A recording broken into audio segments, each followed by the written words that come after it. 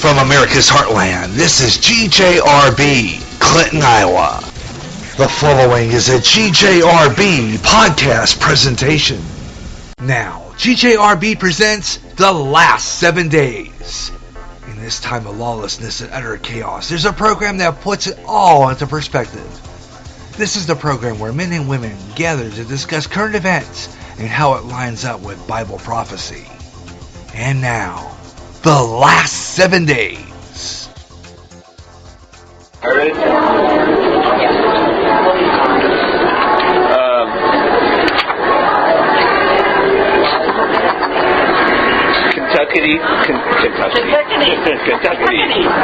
Kentucky. Most of that. That's pretty good. Kentucky Governor Matt Bevin said bloodshed may be needed to protect conservatism. Protect what? Conservatism. Wonderful. Kentucky Governor Matt Bevin said conservatives may need to turn to physical violence in order to protect the United States against contemporary liberalism. The Republican governor put forth a controversial suggestion after speaking at delegation of society during an impassioned 15-minute speech at Values Voters Summit in Washington, D.C. on Saturday. Wonderful. The provocative comment started to gain national attention at the start of this week. America's worth fighting for ideologically. I want to be able to fight ideologically, mentally, spiritually, economically, so we don't have to do it physically. But it may in fact be the case, he told the crowd. He quoted, I like this governor. He quoted Thomas Jefferson, "The tree of liberty must be refreshed from time to time with the blood of patriots and tyrants." Now they're going to say believers. Yeah. Conservatives are killers. Yeah, I know. Terrorists. There's the terrorist right there. Yeah, There's but of course they're running around the streets actually doing it. Yeah.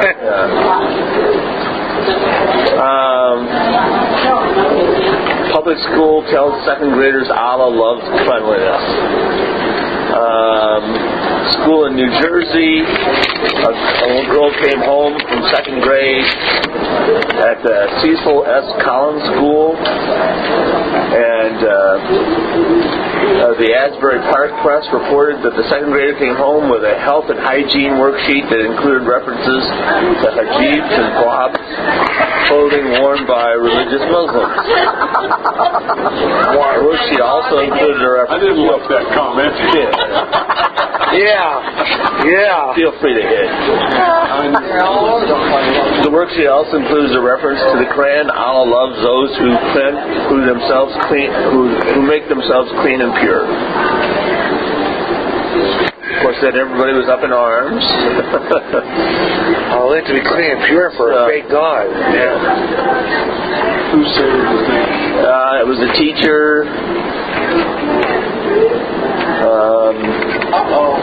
Yeah, it's a little trouble. in trouble. But anyhow, second grader came home and quoted from the Quran that Allah loves those who make themselves clean and pure. Wonderful. I thought Mom and Dad were kind of shocked. Yeah. And with all the problems France has, Clean and pure. yes, all the problems that France has with the bombings and terrorists and all that, France bans use of plastic cutlery. Right there. In an aid to battle climate change. Wonderful. Plastic cutlery is being banned in France. The law comes into force in 2020, so 2020 to go. grab your plastic spoons while you can in France. Yeah. Hey, more jobs for dishwashers. Yep, more jobs for dishwashers. Wonderful. San Francisco banned plastic shopping bags in 2007. Also, water bottles from public properties in 2014. And in England, they have to pay 5 pence for a plastic bag. So, 5 cents. Yeah. Well, pence. I think it's pence. Yeah. I think. I don't know. I'm not sure. More than 5 cents. More than 5 cents, I think. So, you think that probably when they ban plastic bags, they'll go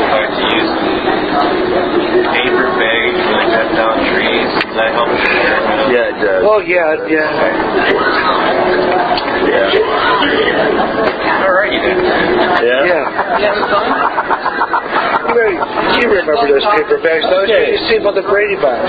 No. Okay, in the land of Israel, in Judea and Samaria, I read this interesting story. Come to find out that in Judea and Samaria, these are provinces within Israel, that there really is no private ownership by Arabs.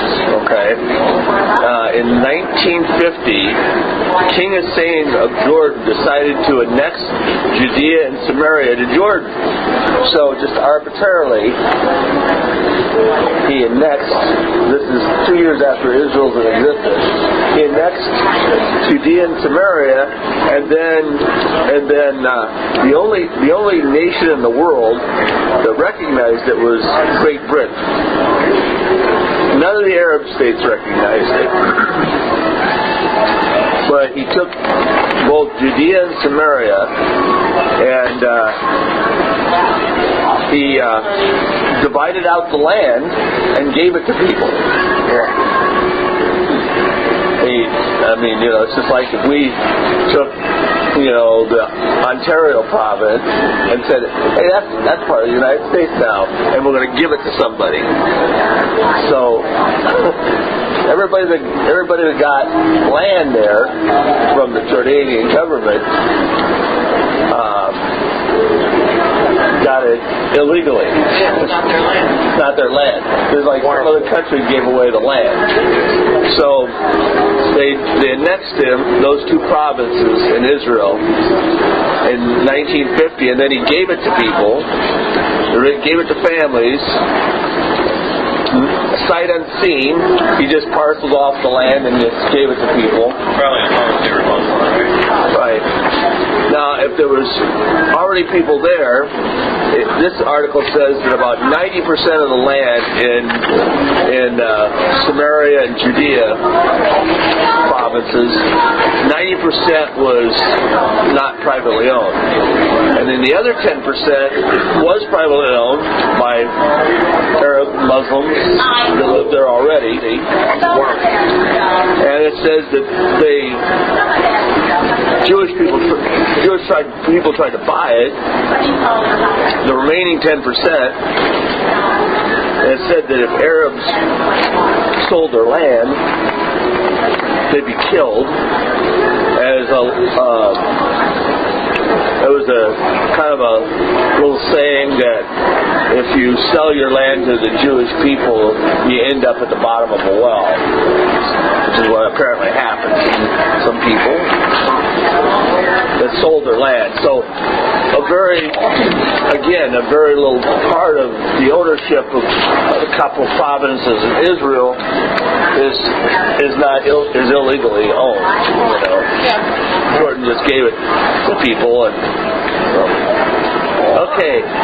Navy requires all sailors to undergo transgender education by 2017, and all Navy message sent out Tuesday says that all sailors are required to undergo transgender behavior education by July of 2017.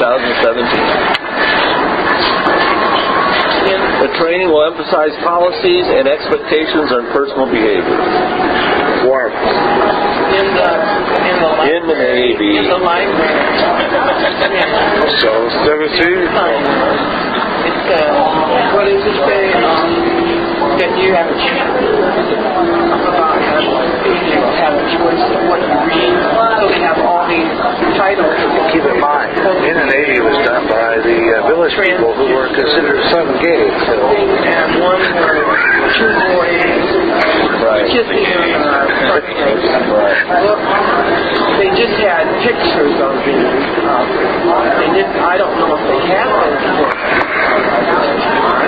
But I'm thinking, shouldn't it be up to the parents what their children read? That's a novel idea. That's not anymore, apparently. Yeah, the Bible, Sam, too. It's, because it's religion. Well, the Association of the Libraries have got a list of books banned. Well, it's all libraries. Well, I don't think they should have put it up. They should have. It's all libraries. It's all libraries. There's a list of banned books. We read that. I read that list. Yeah, they had a whole bunch of the Bible. Yeah, the Bible was one of them. Yeah. They just had if I remember right, of the covers up at the library on this table with all these books that were, I think there were 10 of them, the 10 banned books or something. Yeah. It's not just Comanche Library. That's the National Association of Libraries. That's. Well, I think our library should have worked.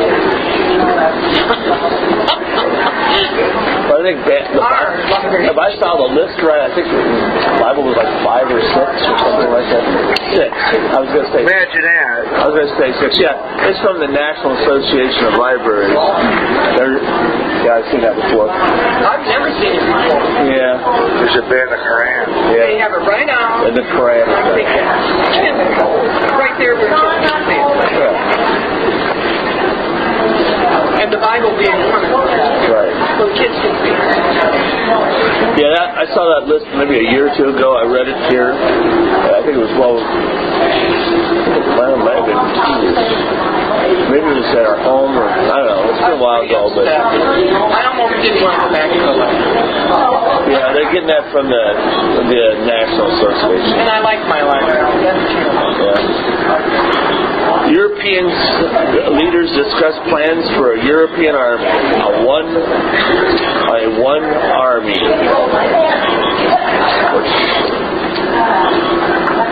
Okay, they've been planning on that for a while now. Yeah, we need that one. Because the era of American global domination is over. What did I say? Somebody else.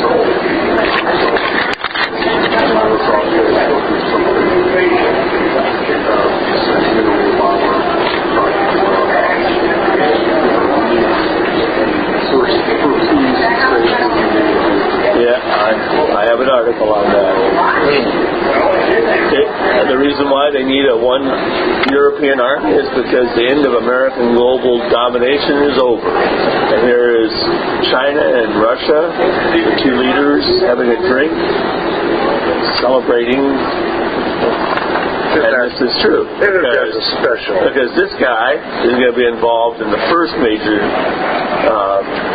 Ezekiel 38 and 39, and well, at least his country is. And this guy is going to be at the Battle of Armageddon, or at least his country will be. So, Ezekiel 38, 39, Battle of Armageddon. Wonderful. But the domination of America is beginning. Yes.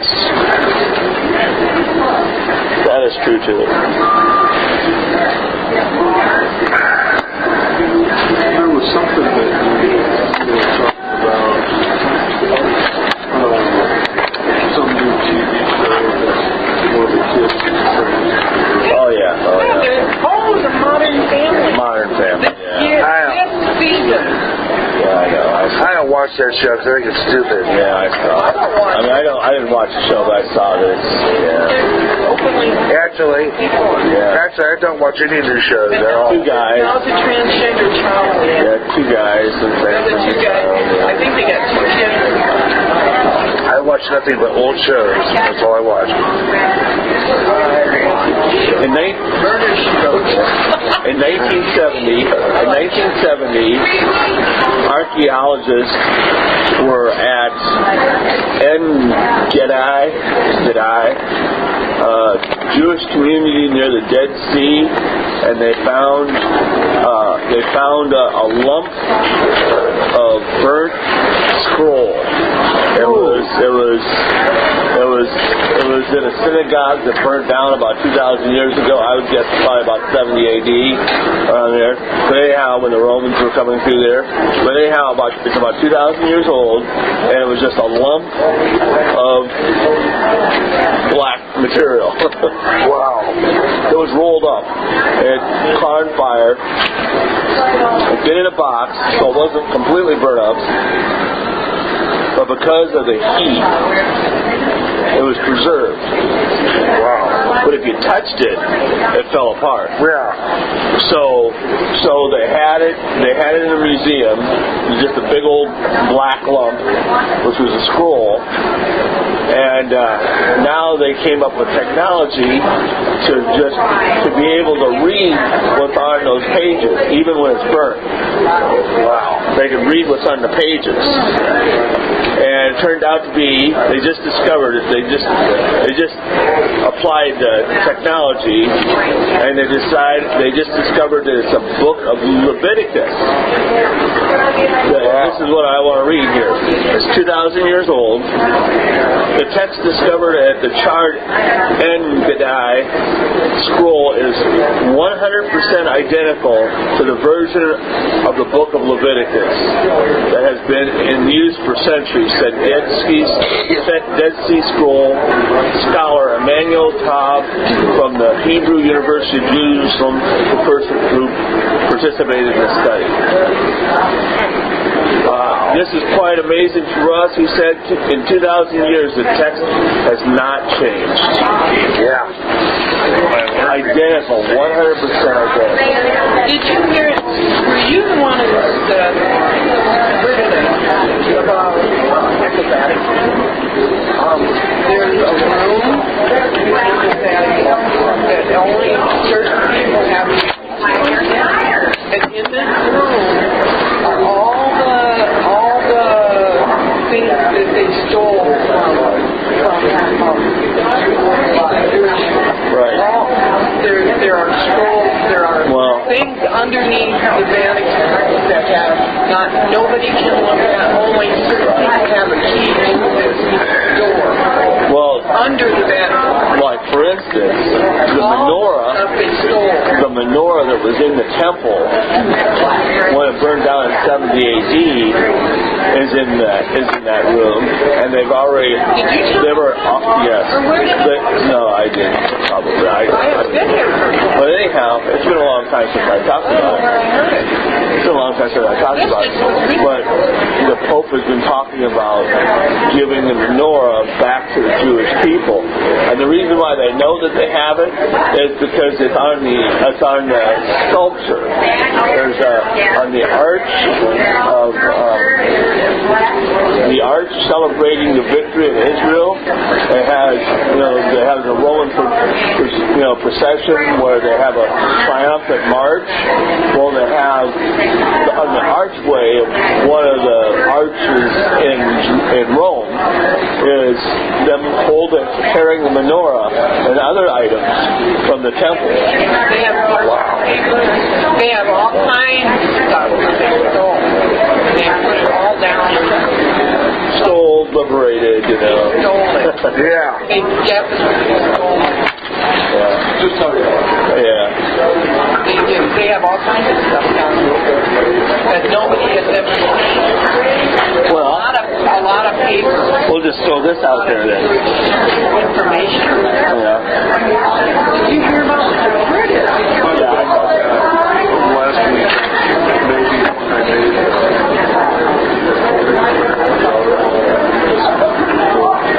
I talked about it not too long ago. Well, here's one that's similar. Here's one that's similar. High priest breastplate.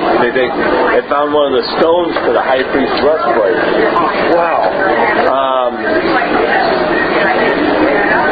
As the story goes, let's see what the story is. The story is in 1189 or something like that. Let's see. Anyhow, 1189. Yes, I was correct. In 1189, when the Christians liberated Jerusalem, the story goes that a Knights Templar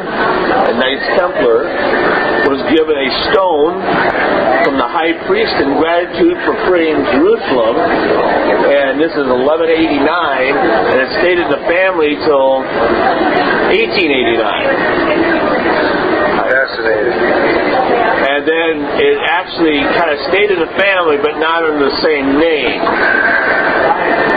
And where it currently resides in South Africa.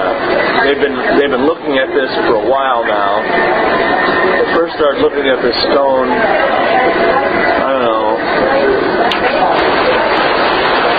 it's been since the 90s. Wow. They've been looking at this stone since the 90s, and several experts, gem experts, have came and looked at it, and they say that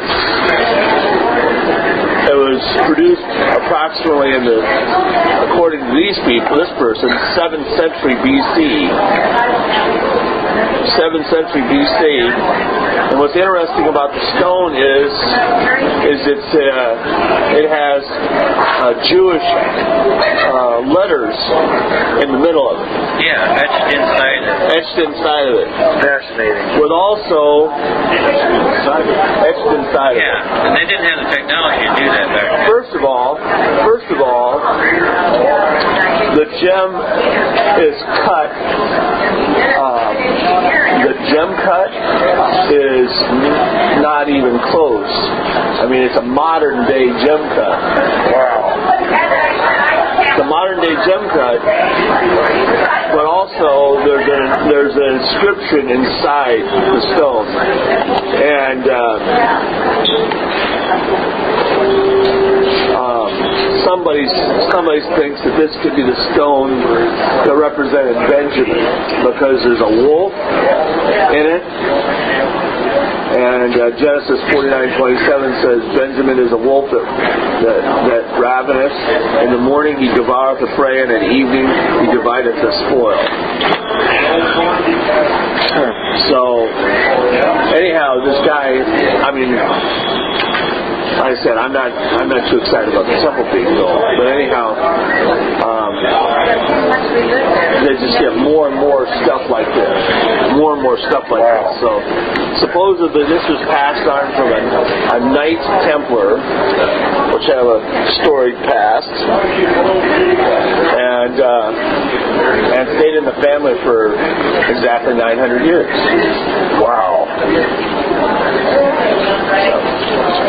And this is what Glenn was referring to. Obama uses his final UN address to promote a liberal world order and a Palestinian state. Barack Obama is a true believer in internationalism. He appears to be completely convinced that the best path towards humanity involves more integration on all levels. And what are those levels? Political, economic, and spiritual. Yes. I believe at this moment we face a choice, Obama said. We can choose to press forward for a better model of cooperation and integration, or we can retreat into a world sharply divided and ultimately in conflict along old age lines of nation, tribe, race, and religion. I want to suggest to you that we must go forward and not back. And of course, we've seen how that works in the United States. Yeah. Anyhow, promoting political, economic, and religious merger. Yeah.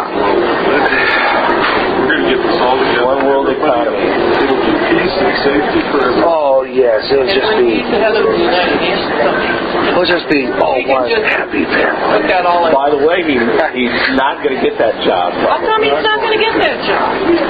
That's the job he wanted. I know that's the job he wanted, so he's probably going to try for Supreme Court now if Hillary gets elected. So now he's going to try and Supreme Court or state president. Or keep his current job. Because he thinks that it's very unfair that he has to be fired. Yeah, absolutely. He thinks that's very awful.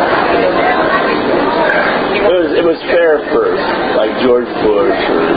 Yeah. It was fair for George Bush. Yeah. But not for him. No. I didn't realize that He's special. That's why Franklin Roosevelt was on his fourth term. Overgrown kid.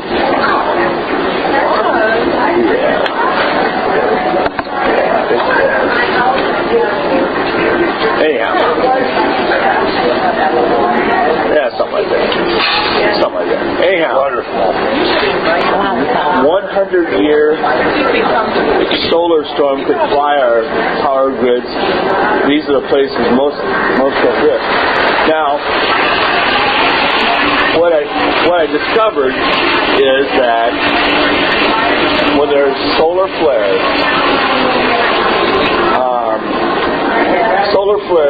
are worse in some places than others.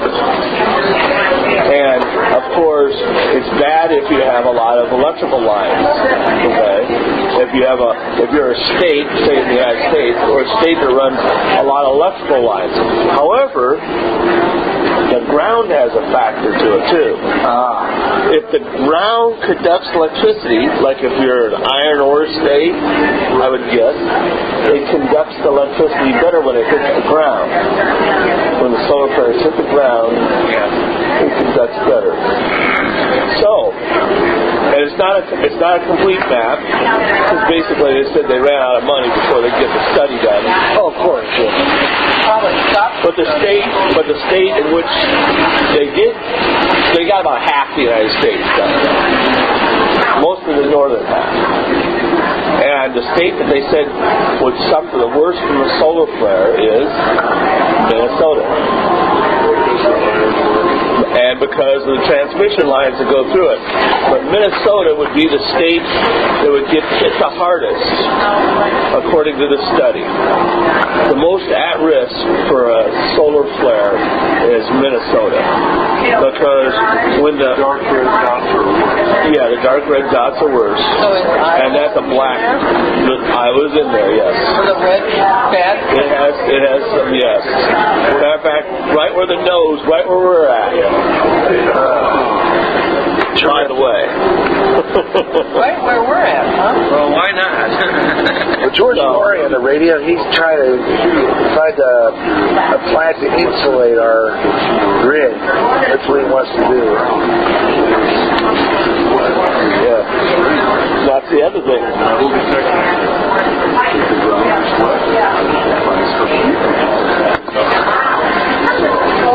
If that were to happen, right after a large rainstorm,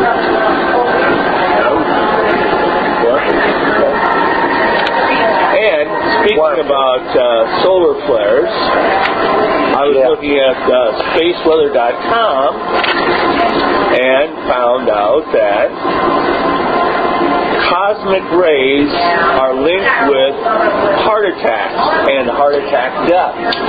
Wonderful. Yes. And cosmic rays and radiation, solar flares have an increased 13% since 2015. So this year there's been a 13% increase in solar flares so far. Wonderful. And they have linked it with heart attacks and heart trouble.